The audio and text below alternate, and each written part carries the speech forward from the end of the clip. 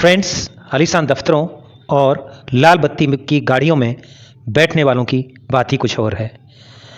स्कूलों में छोटे छोटे बच्चे भी एक दिन लाल बत्ती की गाड़ी वाला अफसर बनने के बारे में सोचते हैं और उनके साथ माँ बाप का भी सपना होता है कि एक दिन उनके बच्चे पढ़ लिख कर एक बड़ा अफसर बनेंगे। फ्रेंड्स, इंडिया में लाल बत्ती की गाड़ी केवल दो ही तरह के लोगों को मिलती है, एक तो मंत्री और दूसरे सरकारी अफसर।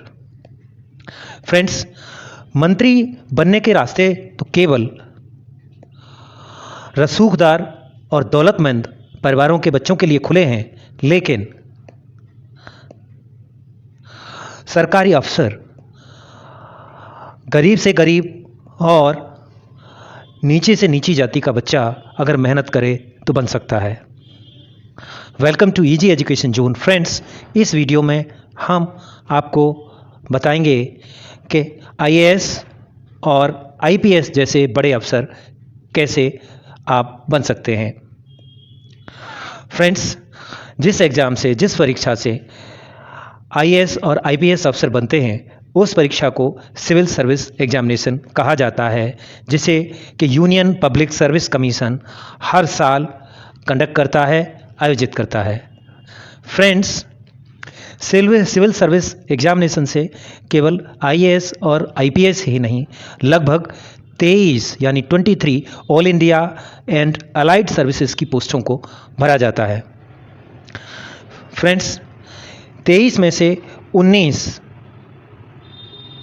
ग्रुप ए और 4 ग्रुप बी की सर्विसेज होती हैं।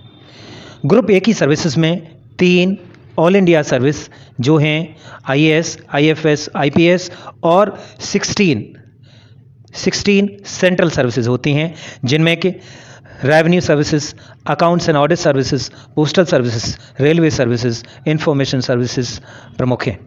फ्रेंड्स, ग्रुप बी की सर्विसेज यूनियन टेरिटरीज के लिए सिविल सर्विस और पुलिस सर्विसेज की पोस्ट और आर्म्ड फोर्स हेडक्वार्टर्स में सिविल सर्विसेज की पोस्ट होती हैं।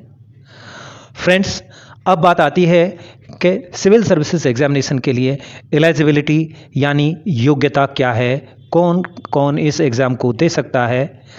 फ्रेंड्स, सबसे पहले बात आती है एजुकेशनल क्वालिफिकेशन की, यानी इसके लिए कितना पढ़ा लिखा होना ज़रूरी है इस परीक्षा को देने के लिए।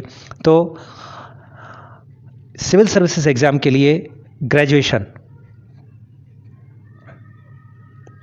जिसे कि आप आम भाषा में बीए, बीएससी, बीकॉम, बीटेक और एमबीबीएस के नाम से जानते हैं, काफ़ी है। और कुछ परीक्षाएं और हैं जिन्हें के यूजीसी ग्रेजुएशन परीक्षा के समकक्ष मानता है। फ्रेंड्स, अब बात आती है कि कितने मार्क्स के साथ में ग्रेजुएशन होना चाहिए या कितने परसेंटेज के साथ में ग्रेजुएशन बीए बीकॉम होना चाहिए। तो अगर आप 33% के साथ में ग्रेजुएट हैं, इससे कम पे आप पास नहीं हो सकते, यानी केवल पासिंग मार्क्स। अगर आप ग्रेजुएट हैं तो आप इस एग्ज़ाम में बैठ सकते हैं, इसमें किसी परसेंटेज की ज़रूरत नहीं होती। फ्रेंड्स, अब बात आती है कि इस एग्ज़ाम को कितनी से कितनी एज के बीच दिया जा सकता है। तो फ्रेंड्स, सिविल सर्विसेज एग्ज़ाम आप 21 साल से लेकर और 32 साल तक दे सकते हैं। ये जनरल कैटेगरी के बच्चों के लिए है, यानी अगर आपकी जनरल कैटेगरी है तो आप 21 साल से 32 साल तक ये एग्ज़ाम दे सकते हैं। अगर आप रिजर्व्ड कैटेगरी में हैं तो ओबीसी के लिए इस एग्ज़ाम की अपर एज लिमिट 3 साल के रिलैक्सेशन के साथ 35 ईयर्स यानी 35 साल, और अगर आप शेड्यूल कास्ट और शेड्यूल ट्राइब में से कोई एक हैं तो फिर आप 37 ईयर्स यानी 37 साल की एज होने तक इस एग्ज़ाम को दे सकते हैं। फ्रेंड्स, अब बात आती है टोटल अटैम्प्ट्स, क्योंकि सिविल सर्विसेज एग्ज़ाम कोई बहुत आसान एग्ज़ाम नहीं है। तो अगर आप फेल होते हैं तो क्या आप दोबारा दे सकते हैं, यानी आप कितनी बार इस एग्ज़ाम को अटैम्प्ट कर सकते हैं। तो friends, general candidates general category के लिए ये 6 टाइम्स आप इस एग्ज़ाम को अटैम्प्ट कर सकते हैं। अगर आप ओबीसी हैं तो आप 9 टाइम्स इस एग्ज़ाम को अटैम्प्ट कर सकते हैं। शेड्यूल कास्ट और शेड्यूल ट्राइब्स के लिए एग्ज़ाम्स की कोई अटैम्प्ट की कोई लिमिट नहीं है। आप कितनी बार भी इस एग्ज़ाम को अटैम्प्ट कर सकते हैं 30 से 37 साल की एज होने तक, यानी आप ओवर एज होने तक इस एग्ज़ाम को लगातार अटैम्प्ट कर सकते हैं बगैर किसी लिमिटेशन के। फ्रेंड्स, अब बात आती है कि एग्जामिनेशन का पैटर्न क्या है। तो इस एग्ज़ाम में 3 स्टेजेस होती हैं। पहली स्टेज होती है प्रीलिम्स। अगर आप इस एग्ज़ाम में क्वालिफाई कर जाते हैं तो आप देते हैं फिर मेंस, और मेंस देने के बाद में फिर आप देते हैं इंटरव्यू। 3 स्टेजेस इस एग्ज़ाम की होती हैं। फ्रेंड्स, प्रीलिम्स एग्ज़ाम के अंदर आपको 2 पेपर देने होते हैं। सबसे पहला पेपर होता है पेपर 1, जिसे हम GS यानी जनरल स्टडीज़ के पेपर के तौर पर जानते हैं। इसमें लगभग जीके से रिलेटेड जानकारी पूछी जाती है, जनरल नॉलेज से, जनरल अवेयरनेस से। दूसरा पेपर होता है आपका CSET यानी सिविल सर्विसेज एप्टीट्यूड टेस्ट, जिसे CSET के नाम से हम लोग जानते हैं। फ्रेंड, अब इसके बारे में 1-2 जानकारी और इम्पोर्टेंट है। सबसे पहला कि ये जो होता है प्रीलिम्स, ये MCQ यानी ऑब्जेक्टिव टाइप एग्ज़ाम होता है, जिसमें आपको ऑप्शंस दिए होते हैं। ये रिटन एग्ज़ाम नहीं होता। दूसरी कि पेपर सेकंड जो CSET का पेपर है, ये क्वालिफाइंग नेचर का पेपर होता है, यानी इसे आपको केवल क्वालिफाई करना है और इसके मार्क्स आपकी मेरिट में नहीं जुड़ते, जिससे कि आपको क्लियर किया जाता है। फ्रेंड्स, पेपर जो मेरिट होती है, प्रीलिम्स को क्वालिफाई करने की जो मेरिट बनती है, क्वालिफाई करने के लिए मार्क्स की, वो केवल पेपर 1 के रिजल्ट के ऊपर बनती है। तीसरी चीज़, पेपर 1 में 100 क्वेश्चंस होते हैं। हर क्वेश्चन 2 मार्क्स का होता है, इसलिए पेपर 1 200 मार्क्स का होता है। पेपर 2 में 80 क्वेश्चंस होते हैं और ये भी 200 मार्क्स का होता है। फ्रेंड्स, जो लास्ट की चीज़ है प्रीलिम्स के बारे में ध्यान में रखने की, वो है नेगेटिव मार्किंग। प्रीलिम्स में क्योंकि ऑब्जेक्टिव टाइप क्वेश्चन हैं, तो नेगेटिव मार्किंग इसके अंदर होती है। हर एक रॉन्ग क्वेश्चन के लिए 1/3 मार्क्स ऑफ ए क्वेश्चन काटे जाते हैं। इसका मतलब ये है, अगर आपने 3 क्वेश्चंस रॉन्ग कर दिए, गलत कर दिए, तो पेपर 1 में आपके 2 नंबर कट जाएंगे और पेपर 2 में आपके 2.5 यानी 2.5 नंबर कट जाएगा। तो फ्रेंड्स, ये था आपका प्रीलिम्स। इसके बाद आता है आपके पेपर 1 GS के जो मेन टॉपिक्स हैं प्रीलिम्स में, क्या क्या आता है उनमें। तो उनमें मेनली करंट अफेयर्स, यानी जो चीज़ें करंट न्यूज़ में होती हैं, जो चल रही होती हैं उस समय, समसामयिक की हिंदी में से कहा जाता है। दूसरा आपकी हिस्ट्री से रिलेटेड क्वेश्चंस, ज्योग्राफी से रिलेटेड क्वेश्चंस। उसके अलावा आपका इकोनॉमिक्स, आपकी पॉलिटी, यानी बेसिकली आपकी ये होती है आपकी कॉन्स्टिट्यूशन, आपकी गवर्नेंस और आपकी सिविक्स जिसे आप कहते हैं। Science and technology, everyday science और करंट साइंस होती है। उसके बाद में आपका इन्वायरमेंट, यानी आपका इन्वायरमेंट, आपका पॉल्यूशन, आपकी ग्लोबल वार्मिंग। फ्रेंड्स, CSET यानी पेपर सेकंड की नेचर एक डिफरेंट होती है, लगभग बैंक जैसा एग्जाम होता है। इसमें कंप्रीहेंशन स्किल्स, यानी आप सिचुएशन को और जो चीज़ें बताई गई हैं उन्हें कितनी अच्छी समझने की आपके पास स्किल्स है। दूसरा इंटरपर्सनल और कम्युनिकेशन स्किल्स, आप कम्युनिकेट कर पाते हैं, आप समझ पाते हैं चीज़ों को, दोनों तरह से है, 2 वे होता है कम्युनिकेशन का प्रोसेस। तीसरा logical reasoning and analytical ability. Fourth decision making, यानी आपकी डिसीजन मेकिंग कैपेबिलिटी कैसी है, आप डिसीजन मेकिंग में अच्छे हैं या नहीं। प्रॉब्लम सॉल्विंग स्किल्स आपकी कैसी हैं। जनरल मेंटल एबिलिटी आपकी। उसके बाद में न्यूमेरिकल एबिलिटी, यानी ये बेसिकली कैलकुलेशंस होती हैं। अगर सिंपल टर्म्स में कहा जाए तो एलिमेंट्री मैथमेटिक्स, यानी बेसिक गणित, जो कि लगभग 10th के लेवल तक का आता है। इसके अलावा डेटा इंटरप्रिटेशन स्किल्स, कि आप वेरियस डेटा इंफॉर्मेशन को इंटरप्रीट करने में आपकी स्किल्स कैसी हैं, जैसे कि चार्ट्स और आपके ग्राफ्स, इनको आप कितनी अच्छी तरह से रीड कर पाते हैं। फ्रेंड्स, अब बात आती है मेंस की। मेंस में कुल मिलाकर 7 पेपर्स होते हैं फ्रेंड्स। 2 लैंग्वेज पेपर्स हैं, 1 ऐसे का पेपर है, 4 जनरल स्टडीज़ के पेपर हैं और 2 ऑप्शनल पेपर हैं।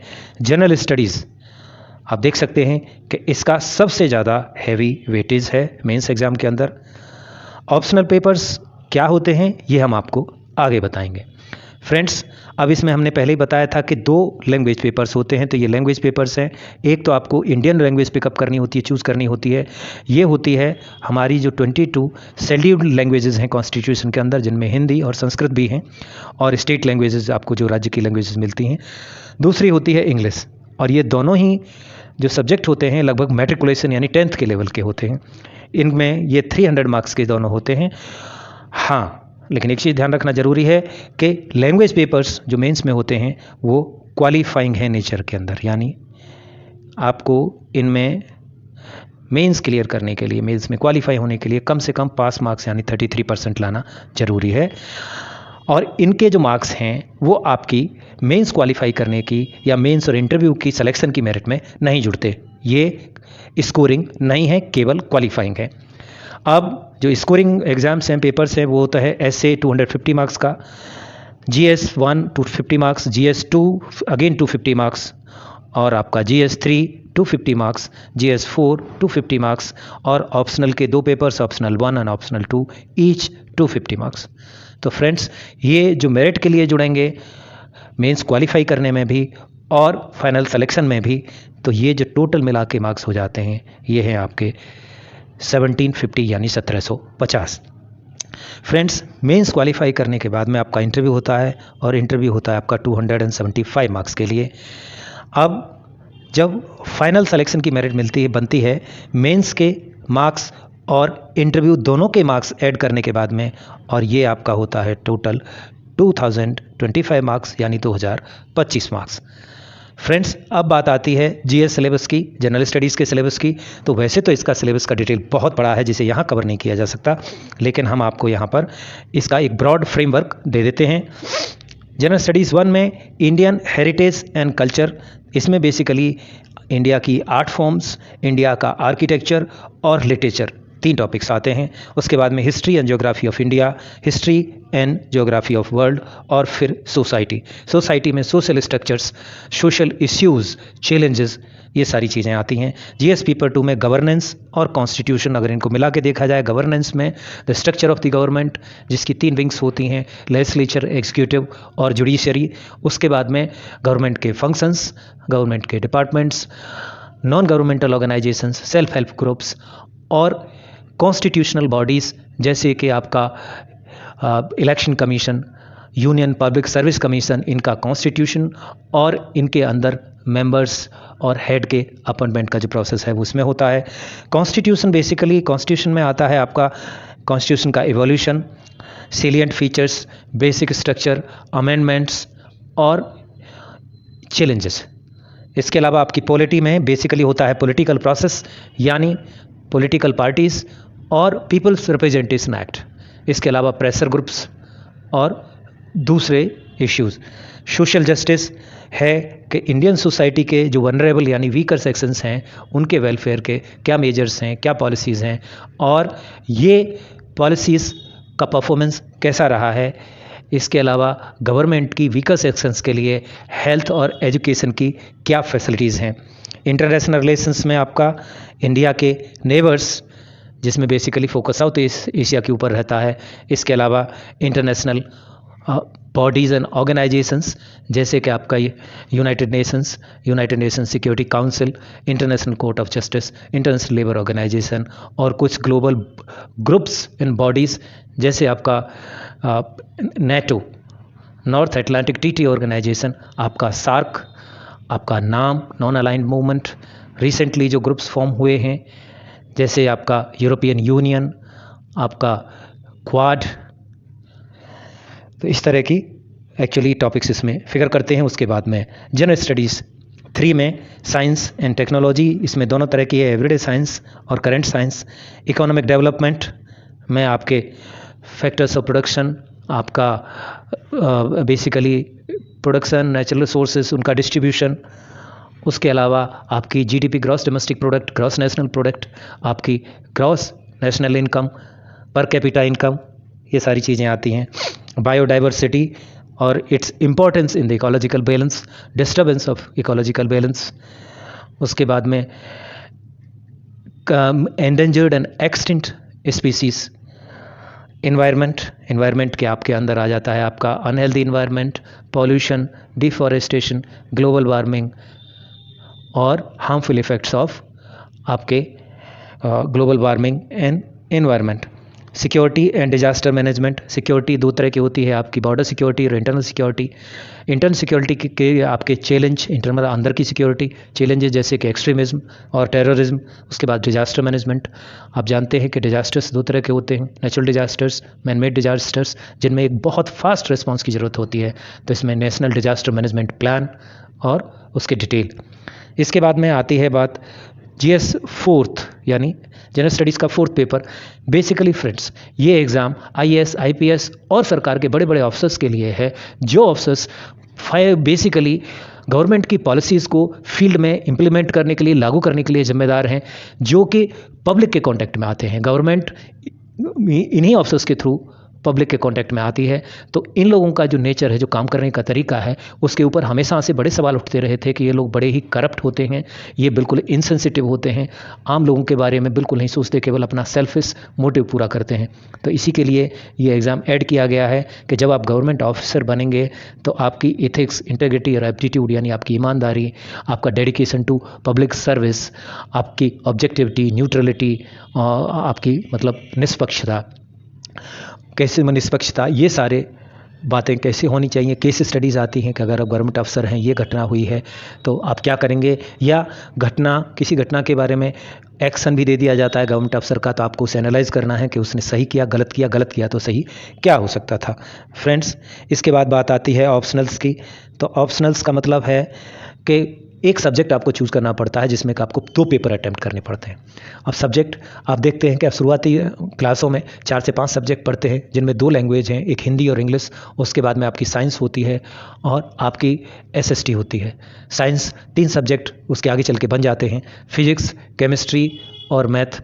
और SST के भी 2-3 सब्जेक्ट बन जाते हैं, जैसे आपकी हिस्ट्री, आपकी ज्योग्राफी, आपकी पॉलिटिकल साइंस जिसमें कि सिविक्स वगैरह होती है। तो इस तरह के सब्जेक्टों में से आपको एक सब्जेक्ट चूज़ करना होता है। तो ये लगभग 25 सब्जेक्ट होते हैं जिनमें से आपको एक चूज़ करना है, जिनमें से कि ज़्यादातर मैं यहाँ पर आपको दे रहा हूँ, जैसे कि फिजिक्स, आपकी केमिस्ट्री, आपका math, biology, geography, history, sociology, political science. इसके बाद आपकी इकोनॉमिक्स, लॉ, जैसे कि आप LLB के नाम से भी जानते हैं, जैसे वकील बनते हैं, public administration, management, medical science जो कि MBBS है, और इंजीनियरिंग सब्जेक्ट्स जैसे इलेक्ट्रिकल इंजीनियरिंग, आपकी मैकेनिकल इंजीनियरिंग, आपकी कंप्यूटर साइंस। और इस सब के अलावा 23 लिटरेचर, 23 लैंग्वेज लिटरेचर्स, जिसमें एक इंग्लिश और साथ में 22 आपकी शेड्यूल्ड लैंग्वेजेस हैं, जिनमें हिंदी और संस्कृत भी शामिल है।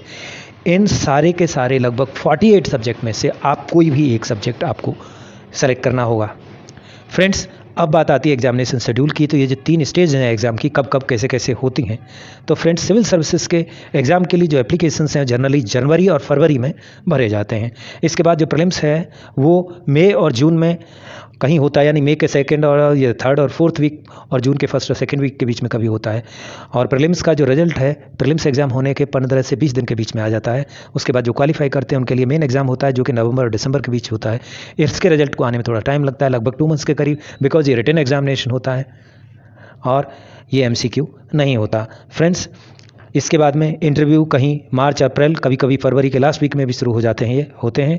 और फिर उसके बाद में इंटरव्यू और मेंस दोनों के मार्क्स को मिला के मेरिट लिस्ट बनती है और वैकेंसीज के हिसाब से सिलेक्शंस होते हैं। तो फाइनल रिजल्ट्स आपको अगस्त और सितंबर के टाइम में कहीं मिल जाते हैं। फ्रेंड्स, एक बात इसमें नोट करने की है कि कोरोना की वजह से पिछले कुछ सालों में जो इसका शेड्यूल है वो डिस्टर्ब हो गया है, लेट हो गया है, लेकिन होपफुली 2022 और 2023 का जो सिविल सर्विसेज एग्ज़ाम है वो टाइम पर ही होने जा रहा है। फ्रेंड्स, ये सब जानने के बाद में आपके दिमाग में कुछ नए क्वेश्चंस आ गए होंगे कि जैसे भाई ये एग्ज़ाम कितना टफ है, कट ऑफ मेरिट क्या होती है। तो frankly it is one of the top most exams in the country, सबसे बड़ा एग्ज़ाम है, तो टफ तो होता ही है। दूसरा है कि ऑप्शनल की चॉइस, यानी ऑप्शनल किस सब्जेक्ट को हम ऑप्शनल बनाएं, कौन सा सब्जेक्ट सबसे ज़्यादा पॉपुलर है, कौन सा सब्जेक्ट सबसे ज़्यादा स्कोरिंग है, तो और क्या कोई दूसरे फैक्टर्स हैं, बेसिस है जो ऑप्शनल को चूज़ करते समय माइंड में रखे जाने चाहिए। उसके बाद में डिटेल्ड जनरल स्टडीज़ का सिलेबस क्या है, क्योंकि जनरल स्टडीज़ का वेटेज इस एग्ज़ाम में सबसे ज़्यादा है, तो जनरल स्टडीज़ का सिलेबस काफ़ी वास्ट होता है। उसके बाद में when to start the preparation, हम प्रिपरेशन को कब स्टार्ट करें इसके लिए जिससे कि हम सक्सेसफुल रहें। दूसरा, how many hours a day, जब हम प्रिपरेशन शुरू कर दें तो एक दिन में कितने घंटे हमें पढ़ना ज़रूरी है। उसके बाद में कोचिंग लेनी चाहिए या नहीं लेनी चाहिए, अगर कोचिंग लेनी चाहिए तो कौन सी कोचिंग्स ठीक हैं और कोचिंग कब लेनी चाहिए। उसके बाद में क्योंकि ये एग्ज़ाम काफ़ी टफ और चैलेंजिंग एग्ज़ाम है, तो ये बगैर प्लानिंग और स्ट्रेटजी के पॉसिबल ही नहीं है आप इस एग्ज़ाम को अटेम्प्ट करके सक्सेस करें। तो इस एग्ज़ाम की प्लानिंग और स्ट्रेटजी क्या होनी चाहिए, इन सारे क्वेश्चंस के आंसर्स हम आपको नेक्स्ट वीडियोज़ में देने वाले हैं फ्रेंड्स। इसके साथ ही हम इस वीडियो को अब एंड करते हैं, ख़त्म करते हैं। मिलते हैं आपसे अगले वीडियोज़ में। तब तक के लिए good bye. Please stay healthy and stay focused.